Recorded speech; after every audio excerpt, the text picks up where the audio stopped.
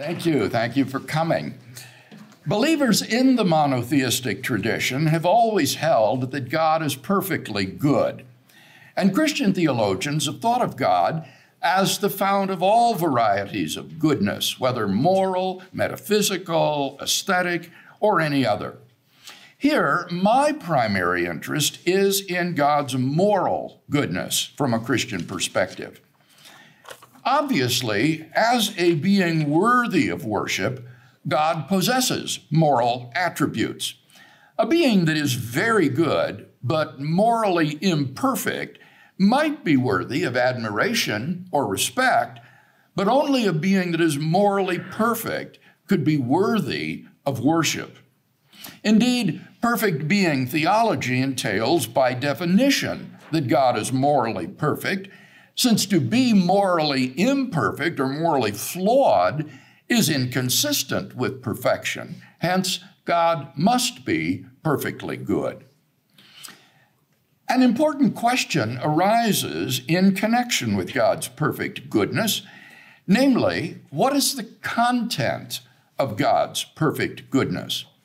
In order to answer this question, let's look first to the biblical data concerning divine goodness. The Bible ascribes to God a wealth of moral properties, including holiness, righteousness, love, grace, mercy, long-suffering, loving kindness, faithfulness, and so on. We might think that the goodness of God is a general moral property designating God's moral perfection and comprising his righteousness, love, grace, mercy, long-suffering, and so on.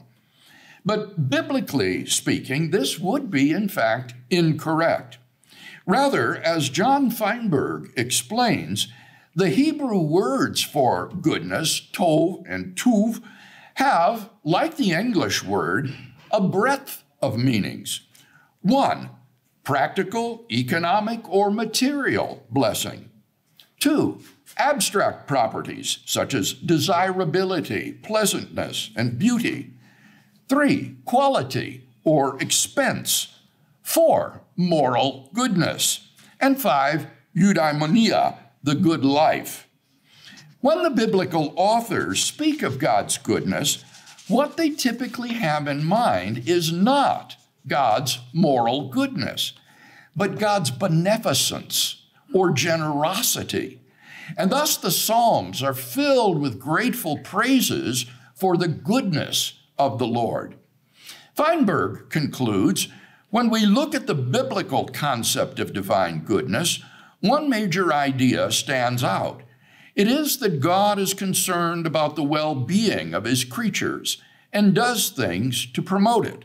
Of course, God is interested in doing what is morally good and right, but biblical writers capture that idea by referring to his righteousness and holiness, end quote. Since our interest is in God's moral goodness, we are therefore better advised to look more closely at the biblical data concerning God's righteousness rather than his goodness. The Hebrew word tzedek, righteousness, and the Greek expression dikaiosune theou, the righteousness of God, are Janus-faced terms used to denote, among other things, God's moral character. That is to say, God's righteousness in Scripture looks in two directions, as it were, covering both God's love and his justice. Feinberg observes that there is a wealth of biblical material concerning the righteousness of God. Words deriving from the root tzedek occur 523 times in the Old Testament. The nominal forms fall mainly into three groups: legal righteousness, 123 times, ethical righteousness, 114 times, and correctness, 26 times. The New Testament has 92 examples of the noun dikaiosune, 39 of the verb dikaiao, to justify or reckon righteous, 81 of the adjective dikaios, just or righteous, 10 of the noun dikaioma, ordinance or sentence of justification, and 5 of the adverb dikaios, justly or righteously. In recent decades, a debate about the expression dikaiosune theou has arisen as a result of the so-called new perspective on Paul, some proponents of which construe God's righteousness to be his covenant faithfulness. This construal is not itself new, but goes back to German theologians like Hermann Kramer at the close of the 19th century. Kramer believed that the righteousness of God is not a normative concept, but rather a relational concept involving persons. He claimed, moreover, that God's righteousness has to do only with God's saving activity. Kramer did not deny that God's salvation of the righteous entails his punishment of the wicked, but he insisted that God's righteousness finds expression only in his saving action. Proponents of the new perspective have followed Kramer in thinking God's righteousness to be a relational, not a normative concept, and have identified it with God's being faithful to his covenant people. Now, the claim here seems to be implausible on the face of it, for it amounts to nothing less than the claim that teams of English translators, not to mention non-English translators, have for generations actually mistranslated the expression dikaiosune theou, since the English word righteousness just does not mean faithfulness. Proponents of the new perspective would have us believe that the meaning of New Testament Greek dik words under the influence of the Septuagint has been fundamentally changed so as to introduce covenantal ideas not present in extra-biblical Greek. The Hebrew word tzedek, also in effect mistranslated by righteousness, is also said not to express a normative concept like moral goodness, but rather a relational concept like faithful to. The implausibility of the new perspective's reductionism is perhaps best seen by asking what the opposite of righteousness, that is, unrighteousness, is said by Paul to be. It is not unfaithfulness, but wickedness and ungodliness, Romans 1:18, or lawlessness, 2 Corinthians 6:14. Faithlessness is but one of the litany of sins listed by Paul, which results in God's just condemnation, Romans 1:29-31. Righteousness is a broad moral property which entails faithfulness, since to break one's word is wrong, but is not reducible to it. As Mark Seifried puts it, all covenant keeping is righteous behavior, but not all righteous behavior is covenant keeping. It is misleading, therefore, to speak of God's righteousness as his covenant faithfulness, end quote. Seifried points out that righteousness language in the Old Testament has primarily to do with God's role as judge and ruler of creation. As such, it is normative, having to do with God's establishing right moral order in the world. It takes on a positive salvific sense because the biblical writers expect God to intervene, to reinstate right order when it is usurped by evil in the world. It takes on a negative or punitive sense because the biblical writers expect reinstatement of right order to involve the punishment of the wicked. As Seifried so aptly puts it, retribution remains on the backside of divine acts of righteousness. So, while there are 64 instances of God's saving righteousness in the Old Testament, Seifried counts as well 15 cases in which God's righteousness is conceived in retributive or punitive terms. God's righteousness comprises both aspects. Fortunately, proponents of the new perspective have now backed away from the overly simplistic, one-sided conception of God's righteousness. For example, James D.G. Dunn, in response to his critics, acknowledges that the Hebrew concept of righteousness cannot be reduced to covenant faithfulness or salvation. Righteousness language in the Hebrew Scriptures also involves punitive divine justice, according to which righteousness is, and I quote, understood as measured by a norm, right order, or that which is morally right, with the qualification that the norm is not seen as some abstract ideal, but rather as a norm concretized in relation between God and creatures, end quote. So when we come to Romans, says Dunn, that God's righteousness towards the people he has created includes wrath and judgment, as well as faithfulness and salvation, is clearly implicit in the sequences Romans 1, 16 and 18, and 3, 3-6. The righteousness of God, therefore, seems to be the relevant biblical concept for God's moral perfection and comprises both his love and justice. On the one hand, the Scriptures famously assert God is love, 1 John 4:8, and even ascribe relations of love to the eternal Trinitarian persons. At the same time, the Scriptures are replete with references to God's hatred of sin, jealousy, wrath, and vengeance, which are manifestations of his justice. So let's turn now to a discussion of the content of God's moral character. A number of contemporary philosophical theologians have sought to reduce the content of God's moral character to his agape love. Jordan Vessling has dubbed this claim the identity thesis. The thesis is, quote, God's love is identical to his moral goodness, such that God possesses no moral attribute that is not essentially and most fundamentally a matter of love, end quote.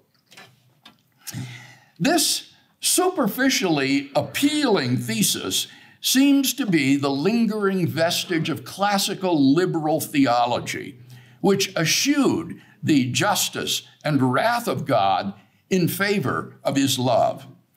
Despite the eclipse of classical liberal theology in the early 20th century, it has become almost an axiom among contemporary theologians that God does not need to be reconciled to sinners. The entire obstacle lies on our side.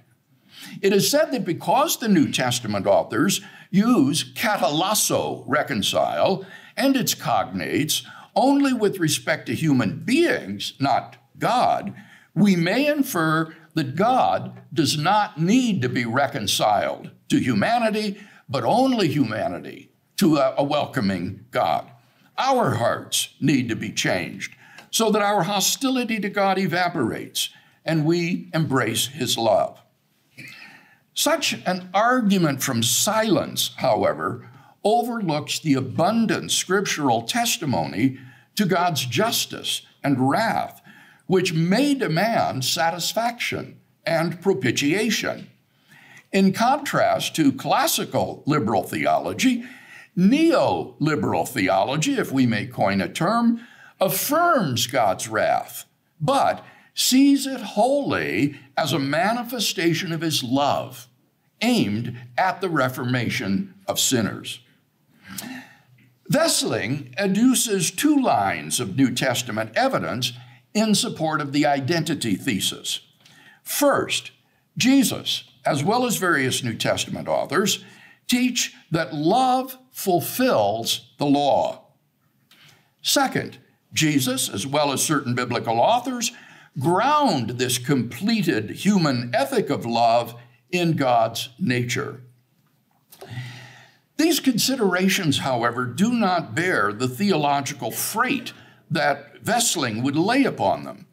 The appeal to Jesus' aphorism about love's fulfilling the law's positive demands overlook what those who break the law are said to deserve, which is punitive justice. That the law reflects God's loving character most certainly does not imply that God's righteousness does not comprise justice as well as love, or that his justice is reducible to his love. We have seen that, biblically speaking, justice as well as love belongs to God's righteousness. But what sort of justice is this? Theories of justice may be broadly classified as either retributive or consequentialist. Retributive theories of justice hold that punishment is justified because the guilty deserve to be punished. Consequentialist theories of justice hold that punishment is justified because of the extrinsic goods that may be realized thereby, such as the deterrence of crime, sequestration of dangerous persons, and the reformation of wrongdoers. Retributive theories are often said to be retrospective, imposing punishment for crimes already committed, whereas consequentialist theories are prospective, aiming to prevent crimes from being committed. Retributivism may be further distinguished as either positive or negative. While negative retributivism holds that the innocent should not be punished because they do not deserve it, the essence of retributive justice lies in positive retributivism, which holds that the guilty should be punished because they deserve it. What distinguishes retributivism as a theory of justice is the positive thesis that the punishment of the guilty is an intrinsic good because the guilty deserve it. The intrinsic goodness of the punishment of the guilty does not preclude that there are also extrinsic goods that might be achieved by giving people their just desert, but what ultimately justifies punishment is that it is the just desert of the guilty. Now, in the Bible, God is clearly described as a positive retributivist who will, and I quote, by no means clear the guilty, Exodus 34:7. In the biblical view, the wicked deserve punishment, Romans 1:32, Hebrews 10:29. And the Bible ascribes to God retribution, in the Hebrew, gemul, Isaiah 59:18, or nekama, Jeremiah 50:15 and 51:6. In the Greek, the words are ekdikesis, Romans 11:9, and antipodoma, Romans 12:19. Retribution for sins, so that God's justice must, in some significant measure, be retributive. The God of the Bible is not just a benevolent father figure, but as Hugo Grotius emphasized in his critique of Faustus Socinus, God is the impartial ruler and judge of the creation, responsible for maintaining its moral order. Indeed, it is plausible, I think, that retributive justice belongs essentially to God. The more central and prominent an attribute is in the biblical picture of God, the stronger the case for taking it to be an essential attribute of God rather than accidental to him. It's hard to think of an attribute more central and prominent in the biblical picture of God than his righteousness, which comprises his justice. Shall not all the judge of the earth do right? Genesis 18:25. Is there injustice, adikia, on God's part? By no means Romans 9:14. It would have been inconceivable to the biblical authors that God might act unjustly. Kevin Kinghorn, like Socinus, disputes that retributive justice belongs to God's essence. For God, existing alone sans creation, would not exhibit retributive justice in intra-Trinitarian relationships. Quote, because the Father, Son, and Holy Spirit could never wrong one another, retributive justice would never be operative, end quote. He concludes, and I quote, God's attribute of justice is not essential to God's nature in the way that his attribute of love is essential. God's justice is needed only in the world such as ours, where there are imperfections and shortages. God's essential nature is therefore not just, end quote. But this objection is misconceived. God can have the property of giving every person his due without the existence of created persons. Indeed, since universally quantified statements have no existential implications, God can be essentially such that he punishes every guilty person, whether any such persons exist. Kinghorn is right that in a world sans creation, God is not wrathful, just as he is not wrathful in possible worlds in which created persons never sin, so that wrath is not an essential property of God. But God, though wrathless, is in such circumstances still essentially righteous and perfectly just. In any case, in relation to created persons, the God of the Bible exhibits retributive justice. Vestling notwithstanding, there is no prima facie incompatibility between God's valuing the flourishing of people and friendship with them, even though he sentences them to their just desert with no expectation of reform. Retributivism is perfectly compatible with God's ongoing love for those he punishes, even the damned in hell, just as it is possible for a judge personally to love and forgive someone brought before his bar, even as he declares him guilty and sentences him to severe punishment. God can personally will the good of sinners and desire their union with him without waiving the demands of retributive justice. In short, God's giving the guilty their just desert does not preclude his loving them. During the first half of the 20th century, under the influence of psychologists and social scientists, retributive theories of justice were frowned upon in favor of consequentialist theories. Fortunately, there has been, over the past half century or so, a renaissance of theories of retributive justice, accompanied by a fading of consequentialist theories, so that the Christian theologian working within the philosophical mainstream need not be diverted by the need to justify a retributive theory of justice. It is striking that proponents of the identity thesis tend to endorse, explicitly or implicitly, a consequentialist theory of divine justice. For they insist that God's sole purpose in punishing wrongdoers is reformative rather than retributive. For example, Kinghorn says that God's administration of justice will ultimately be for the same reason that we need rules of law in the first place, namely, quote, the benevolent goal that people flourish, end quote.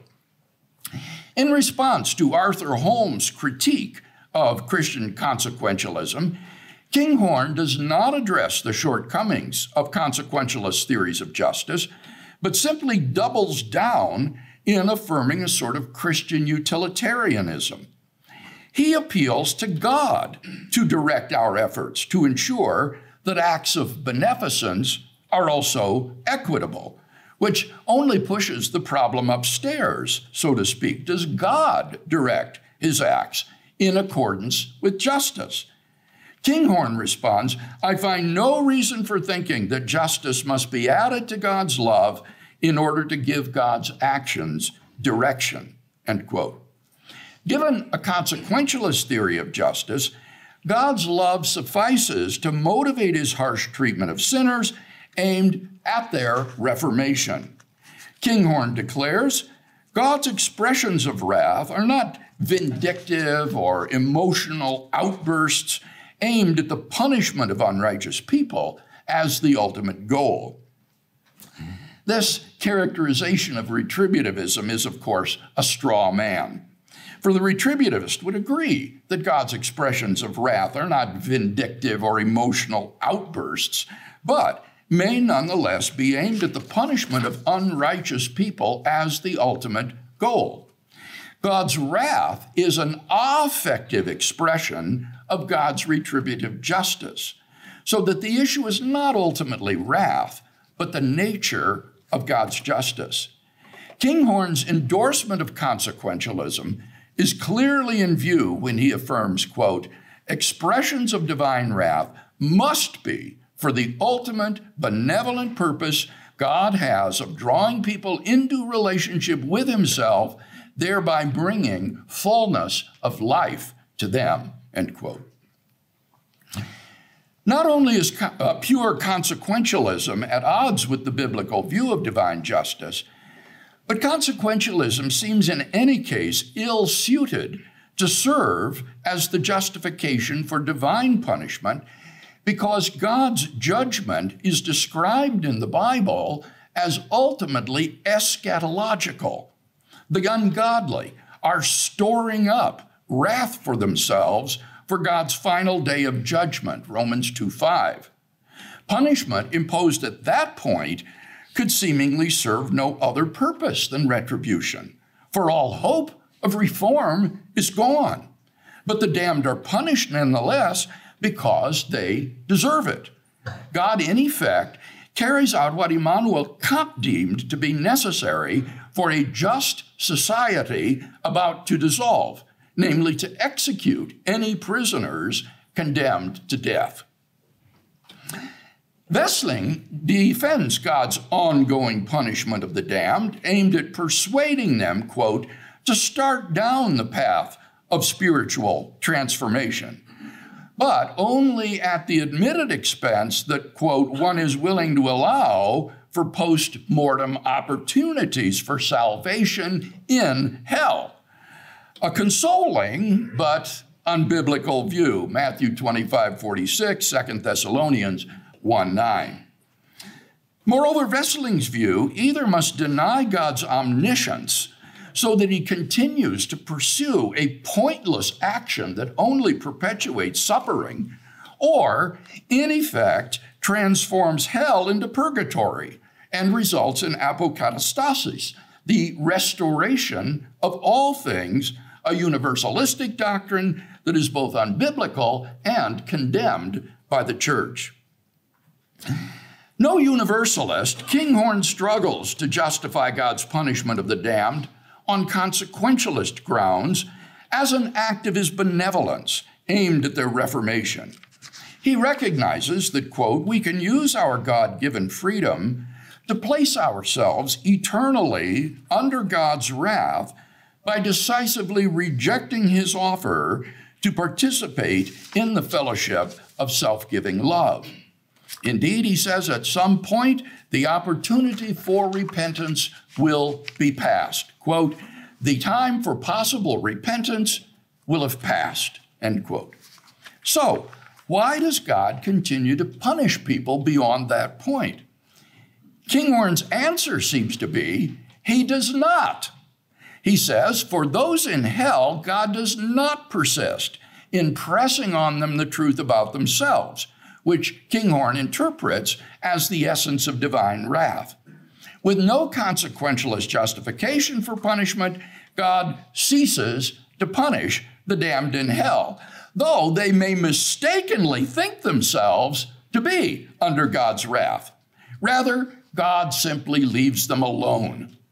Hell, then, is not a punishment for sin. Rather, quote, hell is just a natural consequence of life apart from God, end quote. Citing Peter Geach to the effect that, quote, God does allow men to sin, and misery is the natural, not the arbitrarily inflicted consequence of sin to the sinner, end quote, Kinghorn claims that the alternative to Geach's position is to suggest that there is something of value, something good about God devising an extra form of punishment for people in hell over and above what they are naturally experiencing apart from Him. This is a misunderstanding of the retributivist position.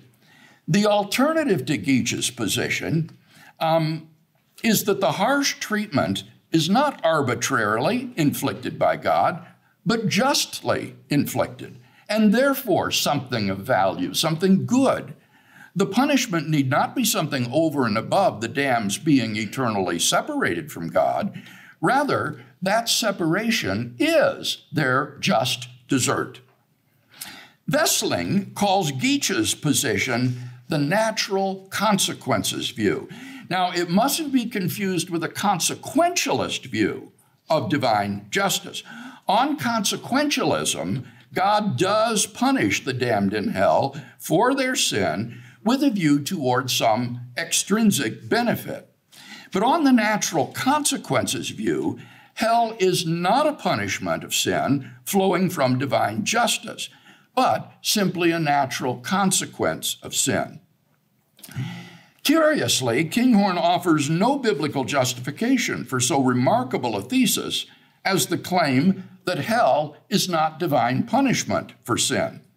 To the contrary, Wessling points out that the natural consequences view, and I quote, certainly does not sit well with texts like 1 Corinthians 11, 27 to 31, 2 Peter 2, 1 to 16, and Revelation 16, which speak of divine wrath, judgment, condemnation, and punishment.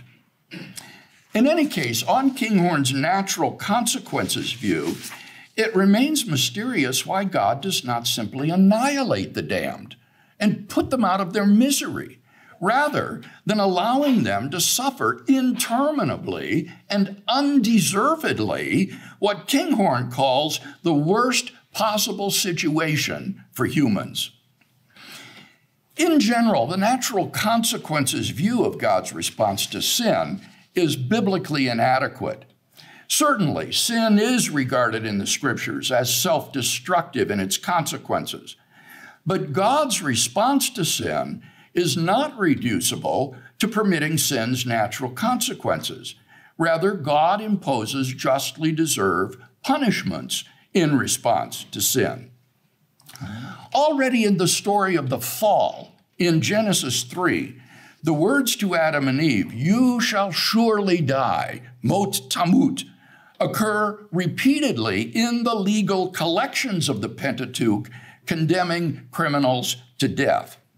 Victor Hamilton notes that all of the mot tamut passages in the Old Testament deal with either a punishment for sin or an untimely death as the result of punishment, so that in the story of the fall, the expression clearly conveys the announcement of a death sentence by divine or royal decree. In the New Testament, the forensic language is pervasive, especially in Paul's treatment of condemnation and justification in Romans. Recall Dunn's conclusion, quote, that God's righteousness towards the people he has created includes wrath and judgment, as well as faithfulness and salvation, is clearly implicit in the sequences Romans 1, 16 to 18, and 3, 3 to 6. Those who deny that dikaiosune is a forensic term, he says, pay insufficient attention to Romans 4, 4 to 5, where the forensic background is clear in the allusion to the legal impropriety of a judge justifying the ungodly.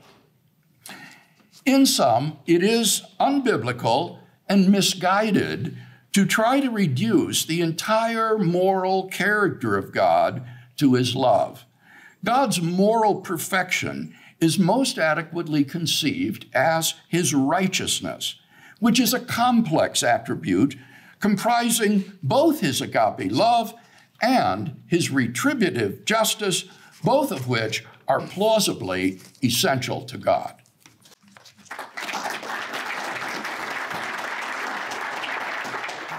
So a model that's been put out recently of hell by a man named Zachary Armanis, the presence model, he sees it as retributive in function, but not retributive in intent.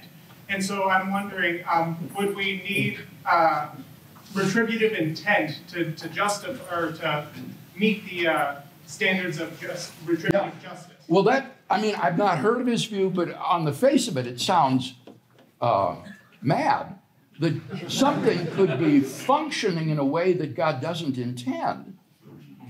It's functioning as retribution for the sins of the unrighteous, and yet God doesn't intend that. That is incompatible with God's omnipotence, according to which all of God's intentions are infallibly fulfilled. So I would also be interested in knowing what theory of justice underlies this. Is God characterized by retributive justice? If so, then it must be involved in his intent and not just sort of a function that happens independent of his nature. At the last part, you mentioned this kind of two views of hell between a difference between hell as punishment inflicted by God against hell as a natural consequence of sin. Are these two views mutually exclusive, or is there a way they can work together?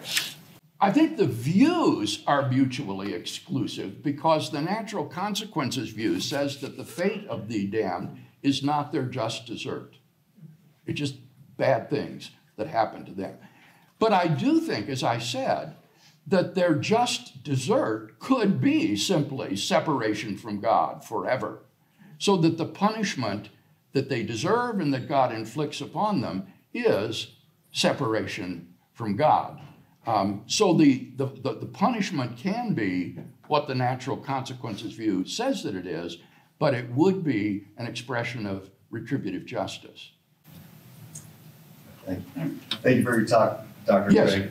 I really liked how you said that God has maybe the essence of giving every person his due. Yes. And so maybe that's a necessary property given the Trinity. And so maybe that's the answer to my question. But one thing that I learned from you a while ago is that God's omniscience plus his omnipotence plus the creation of space equals his omnipresence. Mm-hmm. And so I've always taken that line of thinking to lead to the conclusion, well, God's love plus his intelligence plus his creation of imperfect creatures leads to his perfect wrath and perfect wrath and justice that flows from that. So what would be the differences between those two lines of thinking? Well, if we just have a God who is omniscient and was it omniscient, I think you said? Omniscient and all good, or all loving. Yeah, loving and intelligent. Yeah, I don't see that there would be anything unintelligent in failing to punish the wicked. If he's not just, I don't see why his being omniscient would guarantee that he punishes the wicked. So I don't think just appealing to omniscience and love is going to get you justice. Thank you.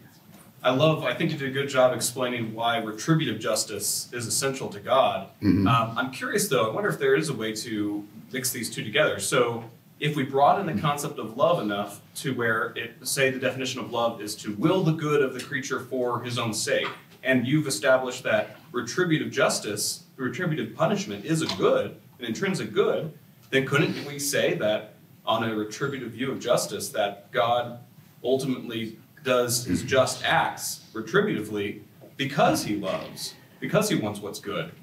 I don't think that suffering punishment for evil is aimed at the good of the perpetrator.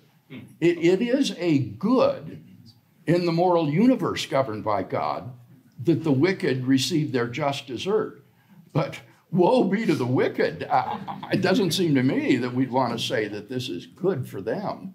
Okay. It's really bad for them, and they ought to get out from under it, I think, while there's still time. Bill, you may have covered this as when I was taking notes, a brief reference to Islam, but you've argued in the past, as I understand it, that the Unitarian view of God, like Islam, makes it impossible for love to be an essential character because love is relational and there's no there's no relationships before creation. But now you've just argued that, you know where I'm going with this, retributive justice can be an essential character even though there's no opportunity to exercise that before creation. I'm not saying that it's adequate for justice to be merely a dispositional property of God, which is what the Unitarian will say about God's love, that even if God is not loving another, he has a dispositional property to be loving, but just lacks opportunity. But I'm not saying here that God, in the absence of sinners, simply has a disposition to be just. Rather, he is just. He gives every person his due. So the Son gets his due, the Holy Spirit gets his due, and so on throughout the perichoretic relations of the Trinity. So it's not just dispositional. Justice is being exercised.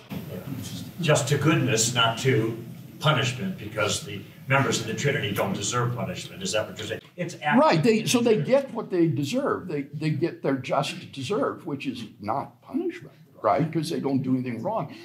And indeed, remember, negative retributivism is the thesis that the innocent should not be punished. And so certainly, sans creation, God is exercising negative retributive justice. Out of curiosity, do you think the person who holds to an annihilationist view, given this notion of retributive justice, would they have to modify anything that you've said? Thinking of like duration, right? So hell, you know, someone on an annihilationist view, they're not there forever per se, right? At least. So I think I understand the question. Now, I haven't said anything in this talk about attempting to justify eternal punishment.